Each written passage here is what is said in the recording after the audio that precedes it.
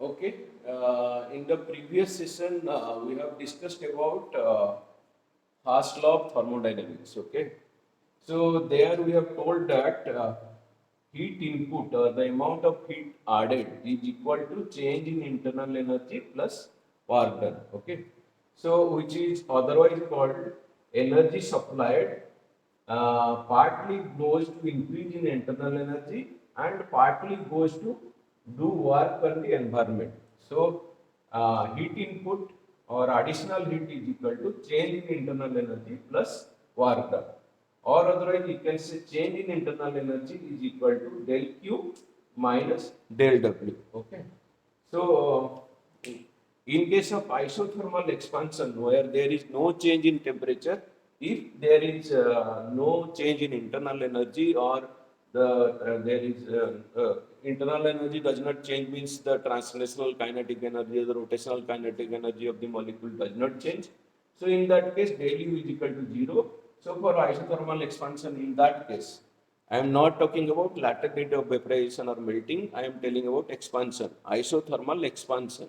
In that case, the temperature remains constant. So del Q is equal to del W. Okay. So so you can see here this is a piston cylinder arrangement. So this is a cylinder and this is your piston. Okay. So the initial state of this gas is P1, V1 and T1. We normally define the state of gas in terms of pressure, volume and temperature. So P1 and V1 and T1 it changes to P2, V2 and T2. So let us say this is the piston, and on this this is your gas which is inside. Okay. So let us say some atmospheric pressure, 1 atmospheric pressure is acting on this piston. Let us say. So in this case, because if you supply heat, like you say, let us say there is a candle here, you are supplying heat. So because of this addition of heat, the gas will try to expand against this piston. Like the gas will pressurize this piston and try to move this piston up. So when the piston moves up, let us say it is moving by a displacement delta x. Okay. So I have taken out the piston and put the picture of the piston. So the piston is something like this. Okay. So this is your piston, and this is your front view. Say when you see the cylinder and see from the front, this is your front view. So this is the front view. A circular thing looks to be a rectangular kind of stuff in the front view. So this is your piston, and if you see from the bottom view, it will look like a piston, circular piston, like in any heat engine or internal combustion engine or petrol engine or diesel engine. The cross-sectional area. So let us say the cross-sectional area of this piston is A, and how by how much distance it has moved? It has moved by del x distance. Okay, so it has moved by your del x distance. So the total work done in this case is equal to or the total volume change. First, let us get into the volume change rather than going into the work done. So, how much is the change in volume or the delta V? It is area of the piston into the displacement delta x of the piston. So, area into delta x is nothing but your delta V. Okay. So that is delta V. Okay. So, so work done delta W is nothing but your P into delta V. Okay. So, because the pressure acting on this piston remains same, that is P, but the volume changes, which is nothing but delta V, which is nothing but A into delta X. So, delta V is equal to A into delta X. Okay. So that is the work done. Okay. Um, um, uh, so work done, its unit is joule. So I would say let us say pressure, its unit is Newton per meter square, say, and delta V, its unit is meter cube, say. So Newton per meter square into meter cube will become Newton meter, and I will know Newton meter is nothing but your joule. Okay. So P delta V is a unit of work or unit of energy, which is joule. Okay. Similarly, heat unit is calorie or joule. Okay. Calorie can be converted to joule. Okay. So now let us solve one example on this first law of thermodynamics. So the example is like this. Uh, because of application of heat, 1 gram of water is getting converted into 1 gram of vapor. Okay. So this is nothing but a process of vaporization. 1 gram of water is getting converted into 1 gram of vapor. Okay. So let us measure the initial volume of 1 gram of water is 1 cc. Okay. 1 cc is nothing but 1 centimeter cube. So as you know, 1 ml is nothing but 1 cc. Okay. So similarly, when you take 1 liter of oil, that means 1000 cc of oil. Okay. So the initial volume of water is 1 centimeter cube. That is V1. Okay. Then when you heat it, it gets converted into vapor, and the volume of 1 gram of vapor is 1671 centimeter cube. So it has gone from V1 to V2. Okay. The pressure remains constant. It is acting outside. Pressure is same. On the system, but the volume has changed from V1 to V2. So in this case, what is the work done during this vaporization? So we know work done is nothing but P into delta V or P into V2 minus V1. Then here atmospheric pressure is active. So how much is your atmospheric pressure? We have discussed earlier, one atmospheric pressure is nothing but 760 mm, 760 mm height of mercury. Okay. So on Earth or on us, on our head, atmospheric pressure is active. Okay. Normally it is at sea level. Okay. If you go to the hill station, the pressure will be much lesser, because like Everest and all, you might have traveled lot more height, and the pressure might have decreased. But in the sea level, the atmospheric pressure is 760 mm of Hg. So pressure is nothing but your rho gh. Okay. So if you multiply, you will arrive at a unit of Newton per meter square. That is the unit of pressure. Okay. So what is your density here? The density of mercury, that is the density of mercury. Okay. So density of mercury is, there is something called specific gravity. Specific gravity is gravity of any substance divided by gravity. Specific gravity is density of any substance divided by density of water. So mercury is 13.6 its specific gravity. It is 13.6 times heavier for the same volume of water. That means we have to multiply water density as 1000 kg per meter cube into 13.6. So that is the density. Then your acceleration due to gravity is 9.8 meter per second square, and then your h. So h is 760 mm into 10 to the power minus 3 meter. So this is kg per meter cube, this is meter per second square, this is meter. Okay, so the when you multiply all these things, you will get 1.013 into 10 to the power 5 Newton per meter square. So this is your pressure. So this pressure 1.013 into 10 to the power 5 Newton per meter square is acting on this outside of the piston. Okay. So the work done is equal to 1.013 into 10 to the power 5 into change in volume. Okay, which is the final volume of vapor is 1671.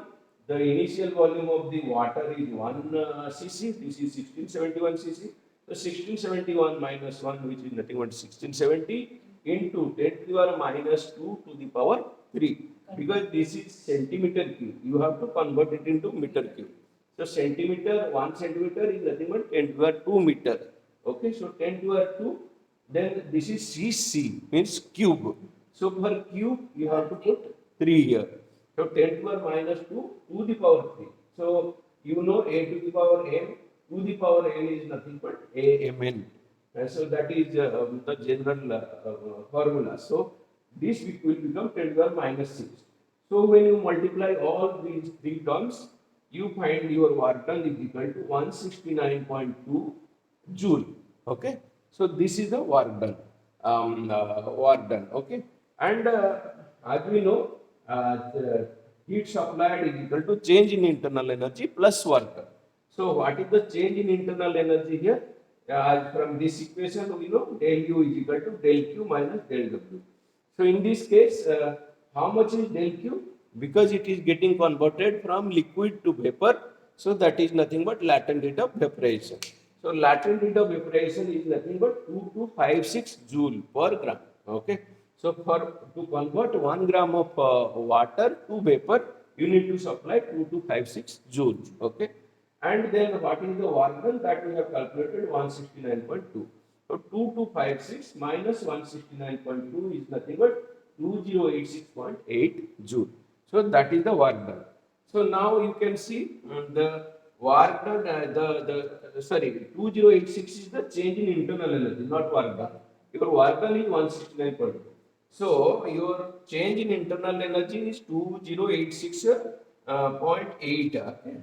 2086.8 joule. Okay, that is the change in internal energy, and work done is equal to 169.2 joule.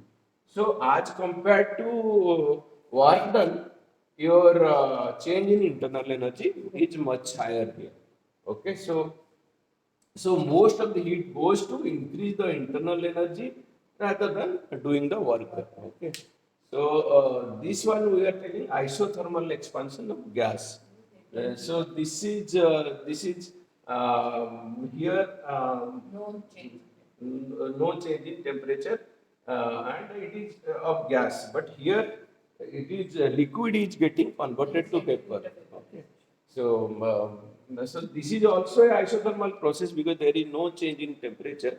But here there is both work done and also change in internal energy because of the heat supplied.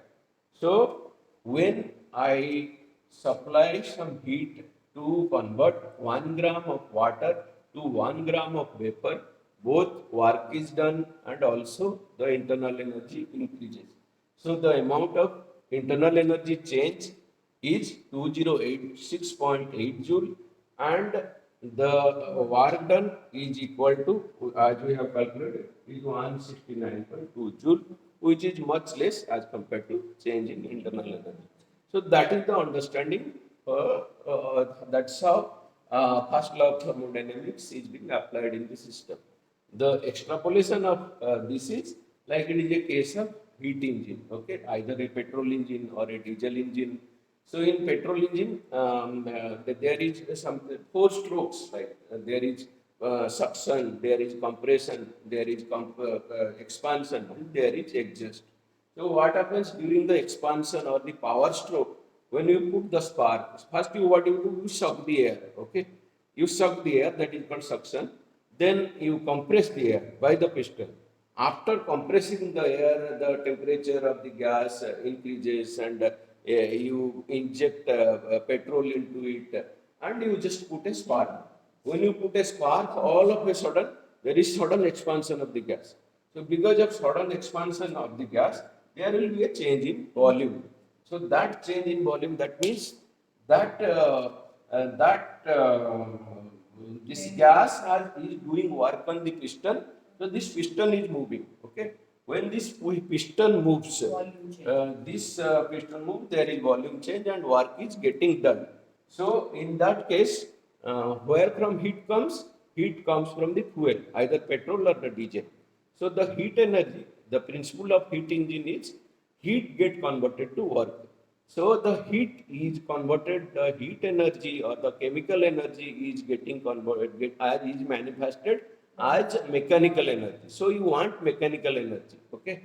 So in this case, this piston will have a connecting rod, and it will have a connecting rod, and like say it will have some kind of connecting rod, and then it will have kind of a crankshaft. That shaft will get connected to the wheel, and the wheel will start rotating, and the vehicle or the car or the scooter will start moving. So that's how in a heat engine, by supplying, so you are using fuel, like first you are sucking air, then you are injecting fuel, then you are compressing. First you are sucking, then you are compressing. After compressing, you are putting fuel, and then you are putting some spark for the expansion.